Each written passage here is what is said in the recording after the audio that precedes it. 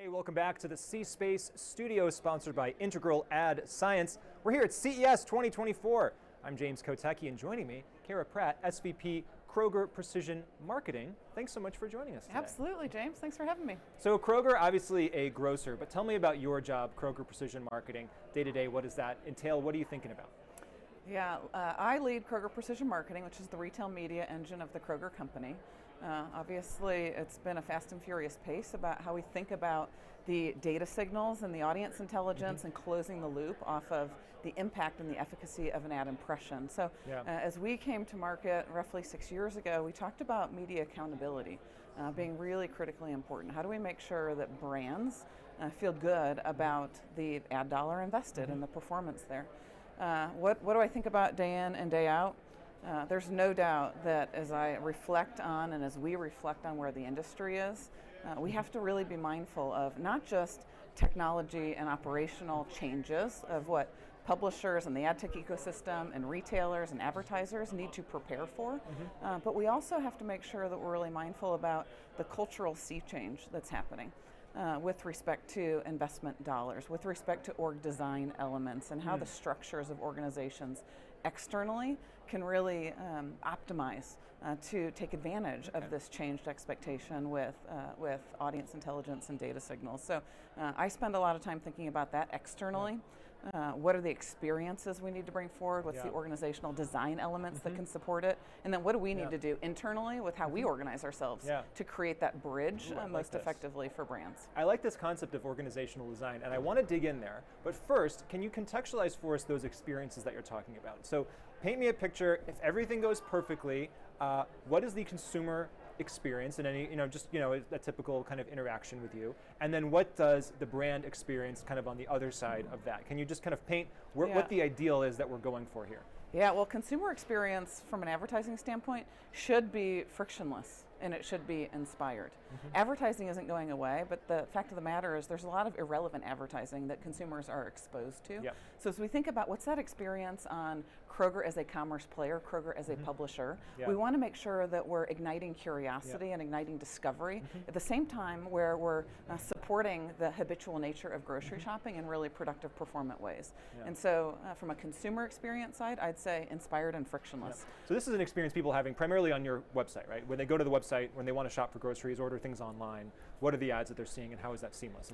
For that part of the ecosystem. And then we think about what are the bridges that we've created materially in the programmatic space, in the social space, in the streaming space, which we have relationships across Pinterest and Disney and Meta and Pandora, and we think about what those experiences can come forward and how we drive relevancy to the forefront. And so you're watching Ratatouille, you see an ad for a delicious kind of cheese, you come over to Kroger, and it's all seamless. All right, it's about reducing wasted impressions from a brand perspective too. And so then from the brand perspective, how does it look when they're dealing with you, or what's the experience you want them to have when they're interacting with you? Yeah, we have a full suite of solutions from everything on our owned and operated self-service aspects all the way to both managed and self-serve off property as well. And so we've been really diligent in making sure that we're intentional on what adjustments we need to make to reduce friction in our already pretty complicated space with respect to influencing the planning side within agencies on behalf of brands all the way down to the buying side. So you talked a little bit about the org chart as being something that you're thinking about a lot, organizational design and how that's impacting how you see your work in the future. Can you unpack that a little bit for us? And I think this is, I may have alluded to it in other conversations here in the C Space Studio, but I think you're the first one so far who's really brought this up in an explicit way. So I want to dig into what you mean by that and what you're thinking about what the future means. Well, think about connected commerce, you think about content and commerce converging, brand meets demand, how organizations settle themselves from a structural standpoint, both from at the highest level transactionally, but critically and importantly, P&L ownership into decision rights that happen for shopper dollars and kind of trade dollars. Who's making the call? Who's spending the money? Who's making the call? A dollar is a dollar invested. At the end of the day, brands are looking to drive demand. Brands are looking to materially impact full funnel investment strategies to ultimately move products. And it's really important for that recognition about the change that's happening within different organizations to support that model in the most productive, performant way. And everybody's on a journey, and it takes time. It takes time to break habits, I'd say, and design structures that supported an industry from 5 years ago and 10 years ago to what needs to be true as we look forward for the next 5 to 10 years. Technology creates the need to move faster. It also creates the ability to move faster. One of those technologies is AI. Obviously, everybody's talking about AI here at CES 2024, but I imagine that's something that you think about as one of those organizational shiftings that's going on.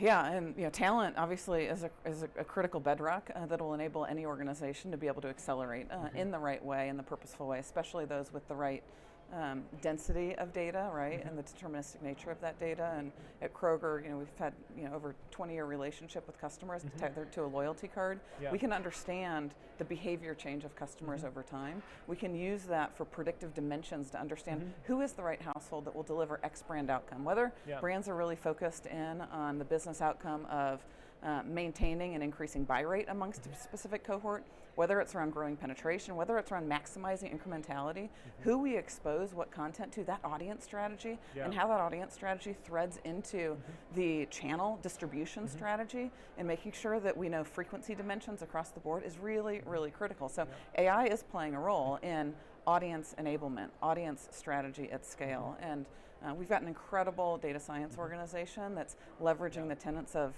petabytes of customer information to help us expose. What's a petabyte? I don't want to put you on the spot. What is it? Is that so? It's obviously bigger than a terabyte. It's volume, volume of data. So to put in perspective, 1 petabyte of data, you could take 4,000 pictures every day for the rest of your life on your phone. That's going to store 1 petabyte of data. I think I need 1 petabyte of data. You need 1 petabyte of data.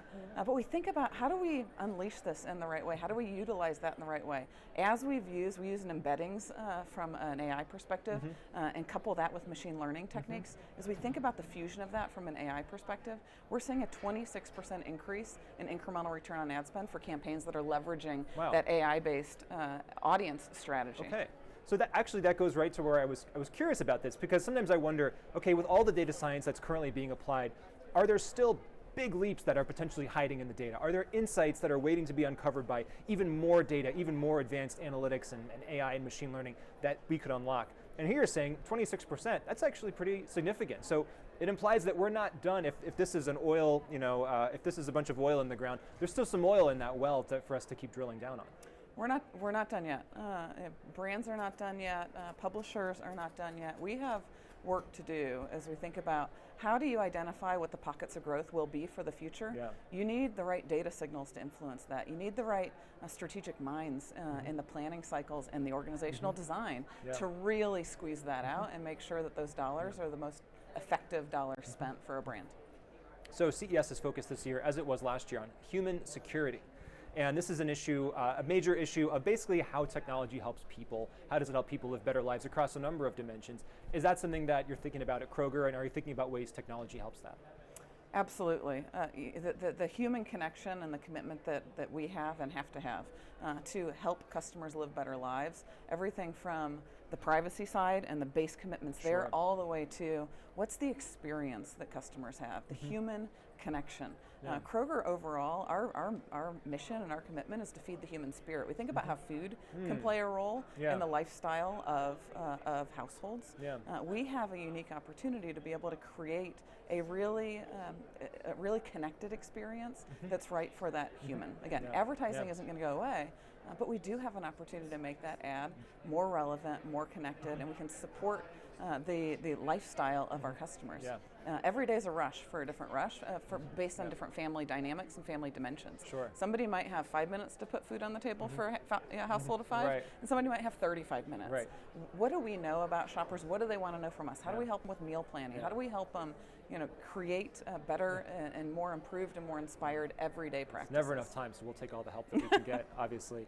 And that's interesting when you talk about privacy, because you can obviously talk about people put their credit card in to buy stuff on the internet, whatever. But as I'm thinking about it, the kind of food that someone buys and the kind of meals they create, it is kind of an intimate thing, right? And I imagine one could piece together certain things about someone based on the kind of things that they were purchasing, the kind of food and the kind of ways that they're nourishing their own family. So it's interesting to see that that's something that you're thinking about very, very closely. It's a really important human connection, right? The human connection, and then the responsibility we have to help our customers understand what a different optionality is.